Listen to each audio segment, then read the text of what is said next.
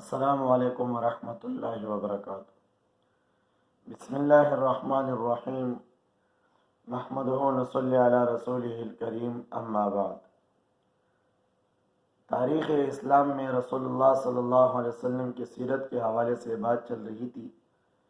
اس سے پچھلے درس میں سن 4 ہجری کا پہلا واقعہ ذکر ہوا۔ سفر کے مہینے میں رجیع کا واقعہ پیش آیا۔ اس میں حضور کے ساتھ دھوکہ کیا گیا اور آپ سے چند 10 صحابہ تقریباً تعلیم کی غرض سے لے کے گئے اور راستے میں پہنچ کر ان کو قید کیا گیا، ان کو شہید کیا گیا۔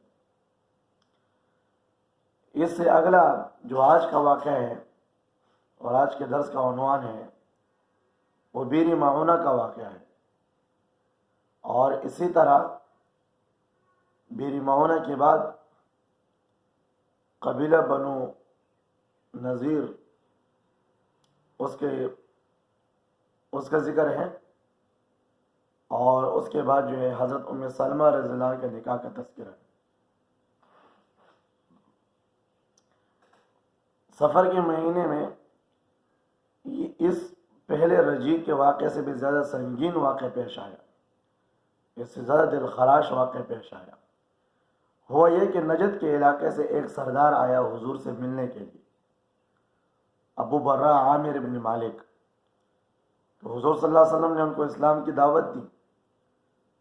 اس نے تو اسلام کی دعوت کو قبول نہیں کیا، انکار بھی نہیں کیا، لیکن قبول بھی نہیں کیا۔ ہاں یہ کہا کہ حضور آپ، میرا قبیلہ بہت بڑا ہے، آپ میرے ساتھ کچھ لوگ بھیج دیں تعلیم کے لیے، جو وہاں جا کر اسلام کی تعلیم دے دے، شاید لوگ مسلمان ہو جائے۔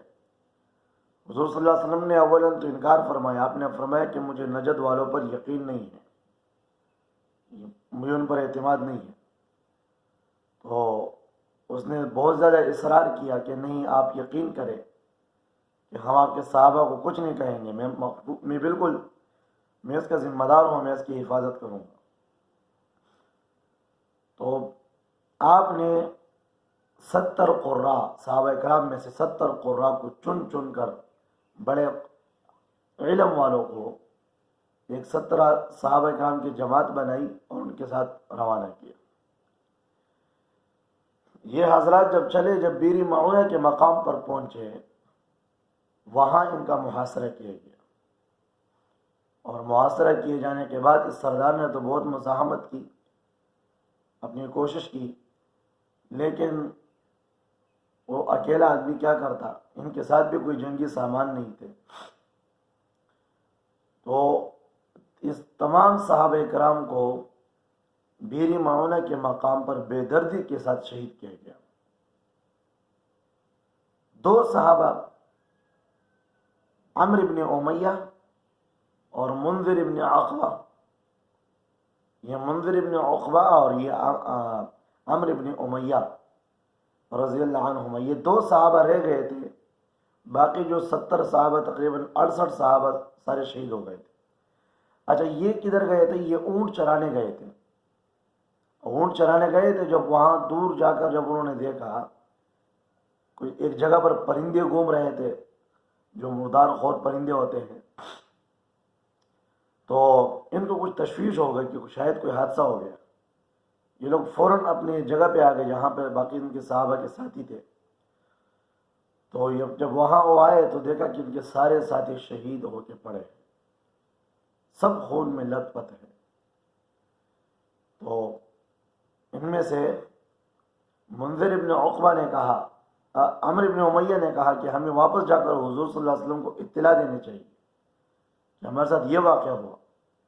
منذر ابن عقبہ نے کہا کہ نہیں، ہم اپنے ساتھیوں کے نقش قدم پر آگے جائیں گے اور ہم بھی شہید ہوں گے۔ حضور کو تو اطلاع ایسے بھی مل جائے گی، ہم جائیں نہ جائیں آپ کو تو اطلاع مل جائے گی، وہی کے ذریعے سے یا کوئی آس پاس سے آ کر ادھر ہو جائے گی، لیکن ہم واپس نہیں جائیں گے، ہم اپنے ساتھیوں کے نقش قدم پر جائیں گے۔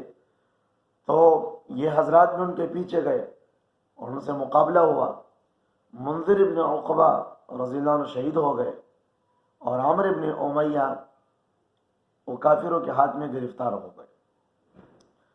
اچھا، وہ جب گرفتار ہوئے تو جن لوگوں کے ہاتھ میں آئے تھے تو عمرو بن امیہ کا ان کے ساتھ تعلقات پہلے سے اچھے تھے، جاہلیت کے زمانے سے ان کے ساتھ تعلقات تھے. اس تعلقات کی بنیاد پر، اس کی بنا پر عمرو بن امیہ رضی اللہ عنہ کو واپس چھوڑ دیا. اور عمرو بن امیہ رضی اللہ عنہ جب مدینہ منورہ کے قریب آئے تو یہاں دو آدمی اس کو ملے قبیلہ بنو عامر کے. وہ براء عامر بن مالک جو سردار آیا تھا، جس نے حضور سے صحابہ اپنے لیے تعلیم کے لیے مانگے تھے. تو اس نے دیکھا کہ یہ دھوکہ تو ہمارے ساتھ ان لوگوں نے کیا ہے. تو اس نے وہ بنو عامر کے قبیلے کے دو آدمیوں کو راستے ہی میں مار دیا. تو اندر آ کر مدینہ منورہ میں حضور کو دونوں باتوں کی اطلاع کر دی. تو حضور صلی اللہ علیہ وسلم بڑے رنجیدہ ہوئے، آپ بڑے غمگین ہوئے. آپ نے ان پر قنوت نازلہ شروع کیا. مہینے بھر تک، تقریباً پورے مہینے تک آپ نے ان پر قنوت نازلہ پڑھا اور ان کے نام لے لے کر آپ ان کے لیے بد دعا فرمایا کرتے تھے. اچھا، یہ واقعہ تو ہو گیا. یہ جو دو قبیلہ بنو عامر کے دو آدمیوں کو عمرو بن امیہ رضی اللہ عنہ نے مارا تھا، ان دو آدمیوں کو دیت ادا کرنی تھی، کیونکہ قبیلہ بنو عامر نے تو کام نہیں کیا تھا، یہ تو راستے میں اور لوگوں نے کیا تھا. تو حضور صلی اللہ علیہ وسلم نے مدینہ منورہ میں ایک عہد کیا تھا یہودیوں کے ساتھ. مدینہ منورہ کے دور کے شروعات میں بتا چکا ہوں کہ میثاق مدینہ کے نام سے ایک عہد ہوا تھا، جس میں بہت سے شرائط تھی. ایک بات اس میں یہ بھی تھی کہ ہم اگر کوئی دیت آئے، کوئی تاوان آئے، چاہے تم پر آئے یا ہم پر آئے، ہم مل کر اس تاوان کو ادا کریں گے. تو سب نے قبول کیا تھا، تسلیم کیا تھا اس بات کو. تو حضور صلی اللہ علیہ وسلم اس نیت سے قبیلہ بنو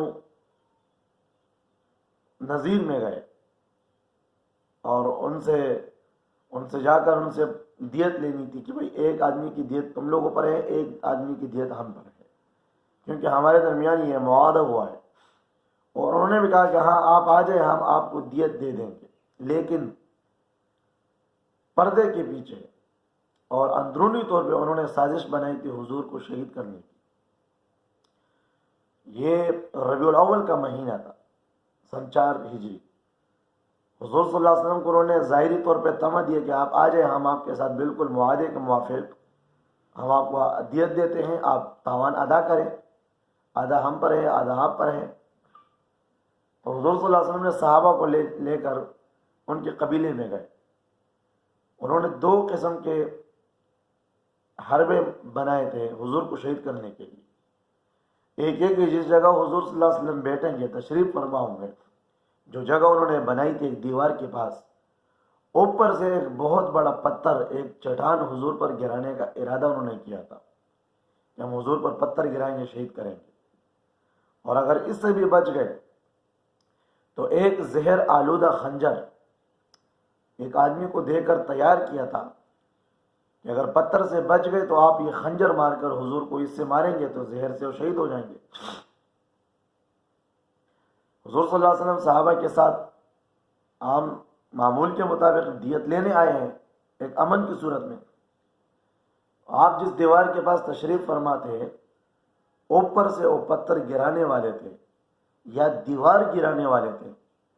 تو جبریل نے آ کر حضور سے ان کے سازش کی اطلاع دے دی کہ یہودیوں نے آپ سے سازش کی ہے، آپ فوراً یہاں سے چلے گئے. آپ نے بیٹھے ہوئے صحابہ کرام کو خبر دیے بغیر ہی آپ ڈاری کوٹ گئے اور آپ چلے گئے اپنے قبیلے. اور صحابہ کرام کچھ دیر تک بیٹھے رہے، ان کو سمجھ میں نہیں آیا کہ حضور اٹھ گئے. تو کچھ دیر تک بیٹھے رہے. جب حضور واپس نہیں آئے، یہ حضرات بھی اٹھ کر چلے گئے اور آ کر حضور صلی اللہ علیہ وسلم کے پاس جب آئے تو آپ نے ان کو خبر کر دی کہ مجھے جبریل نے اطلاع کی کہ یہودیوں نے سازش کی ہے آپ کو شہید کرنے کے لیے. اچھا، تو صحابہ کرام کو پتہ چلا کہ یہ انہوں نے یہ کام کیا، حضور اس لیے اٹھے تھے. آپ نے فرمایا کہ چلو ان کا محاصرہ کرتے ہیں، بنو نذیر کا. یہ ان کی غداری تھی، اور غدار آدمی کے کبھی معافی نہیں ہوتا. غدار کا فیصلہ بہت سخت ہوتا ہے. حضور صلی اللہ علیہ وسلم نے صحابہ کرام کو اپنے ساتھ لے کر قبیلہ بنو نذیر کا محاصرہ کیا، اور ان کا محاصرہ کرنے کے بعد ان کو 10 دن کا ٹائم دیا کہ 10 دنوں میں آپ لوگ اپنے گھروں کو خالی کر دو اور مدینہ منورہ کے حدود سے نکل جاؤ، یہاں تمہیں رہنے کا حق نہیں ہے. یہ بھی ان کے ساتھ اچھائی تھی، ورنہ وہ جو سوچ رہے تھے حضور کے بارے میں، اگر اس سازش کا بدلہ ایسے ہی دیا جاتا جیسے کہ انہوں نے سازش بنائی تو ان کا فیصلہ موت تھا. تو 10 دن کا ٹائم انہوں نے مانگ لیا، اور حضور نے ان کو 10 دن کا ٹائم دے دیا کہ آپ 10 دنوں میں جگہ خالی کر دو. وہ لوگ نکلنے کے لیے تیار ہو گئے تھے، لیکن جو منافق لوگ تھے انہوں نے وہاں جا کر ان کو کہا کہ تم یہاں سے نہ نکلو. قرآن کریم نے بھی اس کو ذکر کیا کہ یہ جو منافق لوگ ہیں یہ اپنے بھائیوں کے ساتھ چپ کر جا کر ان سے کہتے ہیں کہ بھائی آپ لوگ نہ نکلو، ہم تمہارے ساتھ ہیں، اور اگر تمہارے ساتھ کوئی لڑنے پہ آتا ہے ہم بالکل تمہاری مدد کے لیے تیار ہیں. اللہ نے وہاں جواب دیا یہ جھوٹ بولتے ہیں، اگر ان کو نکالا جائے گا یہ کبھی ان کے ساتھ نہیں نکلیں گے، اور اگر یہ ان کے ساتھ لڑائی کوئی کر لے، یہ منافق لوگ کبھی بھی ان کے ساتھ لڑائی میں ان کی مدد نہیں کریں گے، یہ جھوٹے ہیں. تو 10 دن پورے ہو گئے، انہوں نے ان منافقین کی اس بات کو مان لیا. منافق بھی تو جنگ بنا رہے تھے کہ جنگ ہو جائے بیچ میں، ہمیں کوئی فائدہ ہو جائے. 10 دن پورے ہونے کے بعد جب نہیں نکلے تو حضور نے ان کا محاصرہ کیا. تو ٹائم پورا ہونے کے بعد جب ان کو خبر دی گئی کہ آپ نکلو، وہ نہیں نکل رہے تھے. حضور نے فرمایا کہ ان کے باغات کو آگ لگا دو، ان کے درختوں کو آگ لگا دو. جب ان کے درختوں کو آگ لگایا گیا اور ان کے باغات کو اور جنگلات کو آگ لگایا گیا تو یہ لوگ چیختے چلاتے باہر آئے کہ ہم تیار ہیں. اب پہلے کی طرف فیصلہ نہیں تھا، پہلا فیصلہ یہ تھا کہ آپ لوگ اپنا سامان بھی لے جاؤ، نکلو. 1800 آدمیوں کا قبیلہ تھا، مشتمل تھا 1800 آدمیوں پر. حضور نے فرمایا کہ اب فیصلہ یہ ہوگا کہ تم لوگوں نے دوبارہ غداری کی، دھوکہ کیا، اب تم لوگوں کا فیصلہ یہ ہوگا کہ 1800 آدمی ہیں، صرف 600 اونٹ تمہیں دیے جائیں گے، 3 آدمی 1 اونٹ پر جائیں گے، اور جتنا سامان اس پر اٹھا سکتے ہیں، جتنا سامان اس پر لے جا سکتے ہیں لے جائیں، لیکن اسلحہ لے جانے کی اجازت نہیں ہے، اسلحے کی اجازت نہیں ہے. باقی آپ سامان جتنا لا سکتے ہو 1 اونٹ پر، 3 آدمی 1 اونٹ پر. 1800 آدمیوں کا یہ قافلہ اور 1800 آدمیوں پر مشتمل یہ قبیلہ 600 اونٹوں پر اپنا سامان لاد کر نکل گئے، اور یہ بدر ہو گئے. اب ایک قبیلہ رہ گیا، بنو قریظہ. بنو قینقاع تو پہلے نکل چکا تھا، سنار لوگ. بنو نذیر بھی نکل گئے. بنو قریظہ بعد میں ان کو نکالا، ان کے ساتھ جو کیا جاتا ہے وہ بعد میں ہے، خندق کے موقع پر. اچھا، یہ واقع ہوا بنو نذیر کا. اور اگلا جو واقعہ ہے حضرت ام سلمہ رضی اللہ عنہ کا نکاح.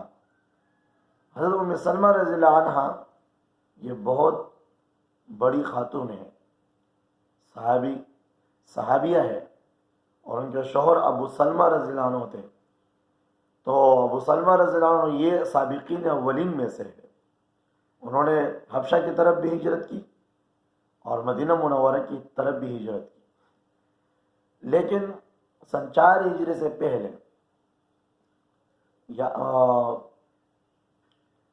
ان کے شوہر کا انتقال ہوا شوال کے مہینے سے پہلے. شوال کے مہینے میں ان کی عدت پوری ہو گئی، جو شوہر کے انتقال کے بعد عورت کی عدت ہوتی ہے. تو شوال کے مہینے میں ان کی عدت پوری ہو گئی تو حضور صلی اللہ علیہ وسلم نے ان کو اپنے عقد میں لیا اور ام المؤمنین بن گئے۔ اچھا، اس سے پہلے جب یہ ان کے ساتھ عقد نکاح ہوا، اس سے پہلے حضرت زینب بنت خزیمہ رضی اللہ عنہ کا انتقال ہو چکا تھا، ان کا گھر اور ان کا خیمہ خالی تھا، تو اس کا گھر حضرت ام سلمہ رضی اللہ عنہ کو دیا گیا اور اسی میں رہنے لگی، اسی میں ٹھہرنے لگی۔